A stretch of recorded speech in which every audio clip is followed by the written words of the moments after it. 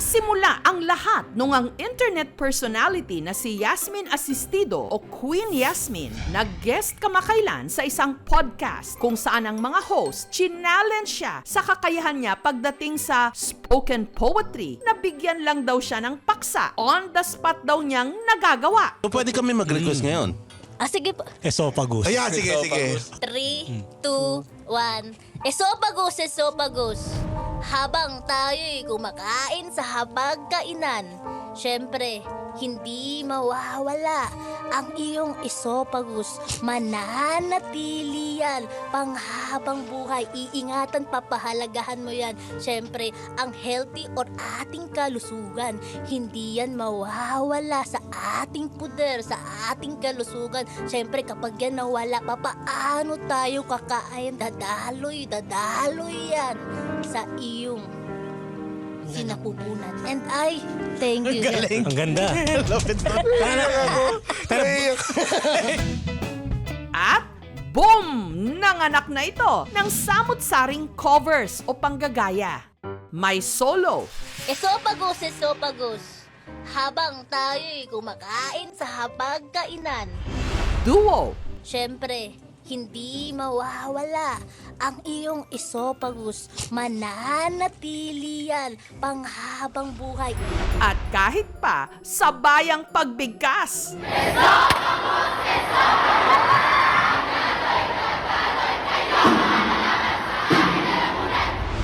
At nilapatan ng tono. 3, 2, 1. Esophagus.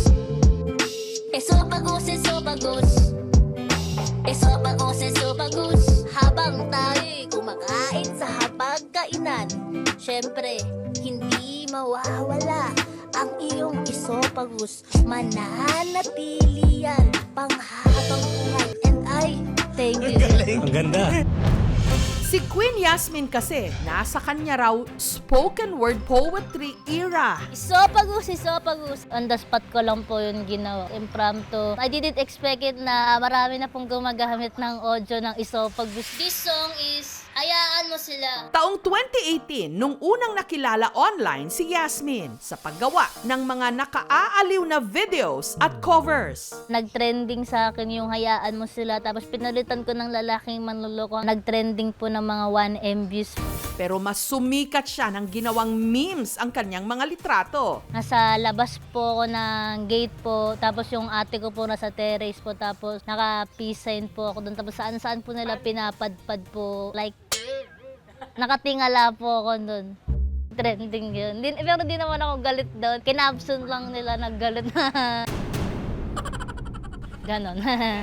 Queen Yasmin in Yasmin. spoken poetry era. Sunod siyang pinag-usapan sa kanya namang spoken word poetry raw o pagtutula. Paano mo na-discover yung talent mo sa spoken poetry? Itong 2023 lang po, tapos yun, sunod-sunod na po. Tapos ang dami po nagpapa-request po ng mga topic. Dadaloy yan sa iyong sinapupunan. Ang kanyang esophagus nasundan ng Pantog. Kapag tayo'y umiihi, syempre, kailangan hindi mo mapigilan yung ihi mo, syempre, para iwas bato, para iwas sakit, syempre. Sabi nila, UTI yarn.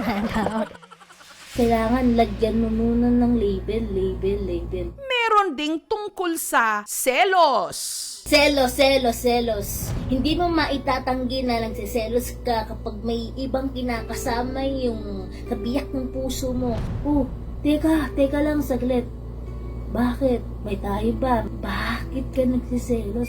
Ang tula raw na ito ni Yasmin, hugot mula sa kanyang love life. Sa subdivision po namin, dun po siya nag-work dati. Security guard. Nagkainlaban po kami sa isa't isa. Yun nga lang, Nalaman ko po na may asawa at anak po siya. Kaya nakipag-break na lang po ako sa kanya.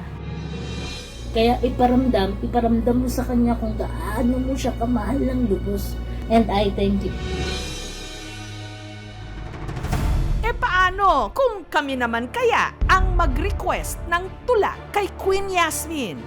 Kakasakaya siya? Ang ibinigay namin sa kanyang paksa, may personal ding hugot sa kanya.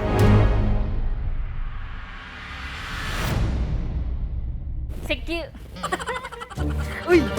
Anong emosyon kaya ang mangingibabaw sa kanyang tula? Bigyan natin si Yasmin ng oras na makapag-isip. Ito ay mga salitang hindi lang bastang binitiwan ng ating pambansang bayani. Lalo't ang spoken word poetry, hindi lang basta pagsambit ng mga salitang may tono at tugma. Isa talaga itong sining o art. Kung susukatin ang pagmamahal, kukulangin ang suma total ng mga buhangin pagkat pagmahal ay laging nagiging hangal ang puso natin. Bagay na batid ng spoken word artist o manunula na si Antonio na mag-iisang dekada ng seryosong nagtatanghal ng kanyang mga likhang pyesa. May malibas sa paglalaan ng buong mundo ng isang araw sa isang taon upang magbigayan, magpatawad, umibig at magpalaganap ng kapayapaan. Kung walang poetry ay hindi siya matatawag na spoken word poetry. Kailangan may meaning. It's either may gusto kang iparating o may gusto kang iparinig o dahil may gusto ka lang talaga sabihin. Noong unang beses na magyakap ang ating mga palad, nakakamangha sa kung paanong alam ng ating mga daliri kung saan sila lulugar. Yung spoken word poetry sa Pilipinas ay matagal na rin naman dito. Dahil nga po sa tulong ng social media, ngayon ay mas sumikat na siya. Gusto ko lang ipaalala sa'yo na marami pang lalaki ang seryoso, hindi mo nga lang sila makita dahil nakatingin ka sa maling tao. Musikang lilikhain ko pa para sa'yo na kailan may hindi mo na magagawang marinig pa. Nakikita kong tinatangkilik siya sa dalawang dahilan. Una ay makadakil, nagugustuhan ng mga audience, yung artist. Nagagalingan sila dito kung paano ito tumugma, kung paano ito gumamit ng figure of speech, tayutay. At pangalawa ay nafe-feel ng mga tao na nararamdaman din nila yung nararamdaman ng audience na nakaka-relate. Pantog, pantog, pantog. Ano naman kaya ang masasabi ni Antonio na muling umiingay ang pagtutula? Maganda siya kasi napakalawak ng reach ni Queen Yasmin at napapakita natin sa buong bansa or pwede sa buong mundo na may ganitong art form. Pero nagiging negative siya para sa akin kasi sa ganitong way nila natututunan yung art form na yon na akala nila on the spot lang. Tipikal ang biyayang iyahain basta't pagmamahal. Patagal ng patagal ay nakukuha na nating sanayin, madalas tayong palulukain. Sobrang hirap gumawa ng isang pyesa ng spoken word poetry. Meron ako tinatawag na artist mode na kapag nandun ako sa zone na yon, kaya ko magsulat ng isang magandang pyesa sa loob ng 15 minutes so 30 minutes. At meron namang mga pyesa na inaabot ako ng 3 taon bago matapos. Pero kung meron mang itinuturing na OG o original na makata sa ating bansa, yan ay walang iba kundi ang kinikilalang ama ng makatang Tagalog, si Francisco Balagtas.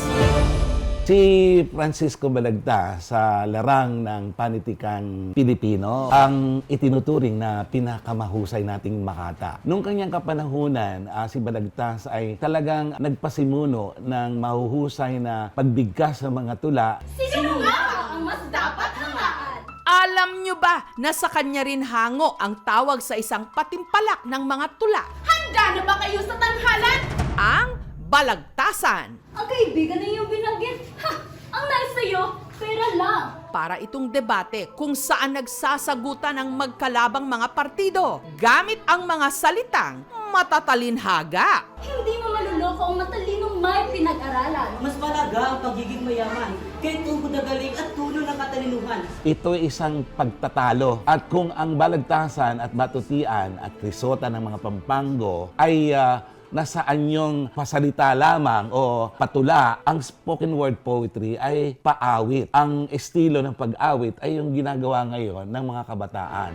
Ang ilan sa mga sikat na akda ni Francisco Balagtas, ang awit na Florante at Laura, na ang 1953 edition ng kanyang manuscript makikita pa rin dito sa pambansang aklatan o ang National Library. Marami siyang nasulat ng mga komedya na hanggang ngayon ay itinatanghal pa ng mga grupong pantanghalan at pinag-aaralan sa mga paaralan.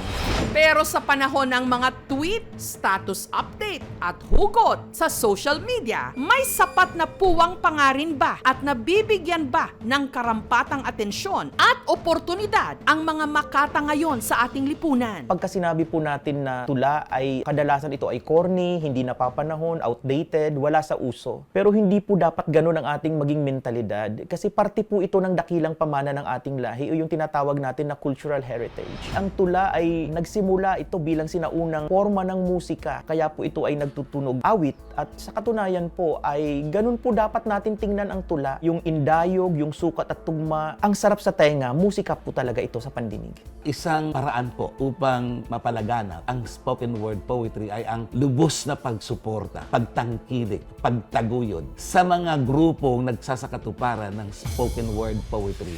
Samantala, kaya makabuo ng piyesa ni Queen Yasmin sa paksang ibinigay namin ang salitang sikyo. Uy! Parinig nga, Yasmin? CQ, ang ating sinisecurity para sa ating kaligtasan para di tayo mapahamak sa anumang uri o anumang hamon man ang dumating sa ating bagay-bagay. Lagi siyang andyan, lagi kang kampante kapag laging andyan yung CQ.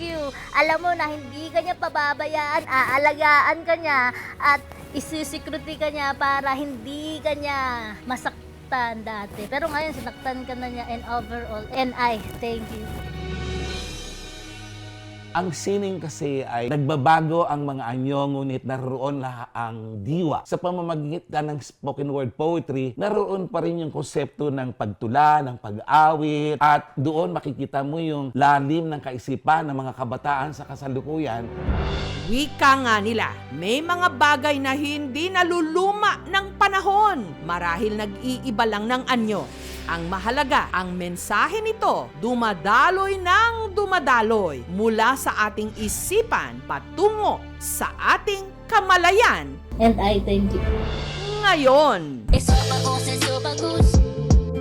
Eso bagus, eso bagus.